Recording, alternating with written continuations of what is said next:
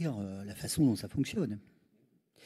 On aurait voté le budget, comme c'était le cas précédemment, je ne sais pas, en novembre.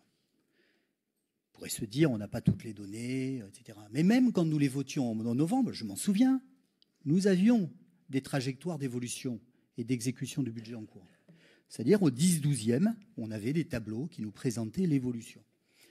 Ça veut dire que quand on le votait en novembre, alors que le budget n'était pas totalement exécuté de N-1, on intégrait dans les prévisions du BP l'atterrissage de l'année d'avant. Or là, nous le votons en mars, et c'est pour ça que je pose cette question. Nous le votons en mars, on a plus que le 10-12e. On a normalement, au mois de mars, l'exécution. D'ailleurs, vous l'avez dit, bon, vous l'aviez. Et donc, la question importante que je pose, c'est celle-là que je posais, je ne vous demande pas d'y répondre, je vous en prie, voilà, je ne veux pas vous... Voilà, c'est pourquoi au moment où vous faites ce budget, vous le présentez, eh bien, on n'intègre pas cette situation particulièrement inquiétante de l'épargne brute, voire même, et c'est là que je ne peux pas adhérer, on ne tombera pas d'accord, mais ce n'est pas très grave, on est là aussi pour ne pas être d'accord de temps en temps. Je ne peux pas adhérer à une vision qui nous présente 37 millions d'euros d'épargne brute positive au moment du BP, avec une trajectoire, je le redis, à 100 millions d'euros en 2027, alors que vous avez connaissance de la situation de N-1, où on est à moins 47. C'est ça qui ne va pas.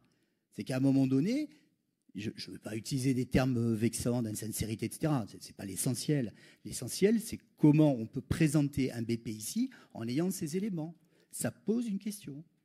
Et je le redis, lorsqu'on votait en novembre, on a eu souvent d'ailleurs ces débats, puisque moi je proposais qu'on vote plus tard. Je ne sais pas si vous vous en souvenez, souvent je disais, mais on vote le BP en novembre, on n'a pas toutes les recettes, toutes les dépenses, etc. C'est plus compliqué.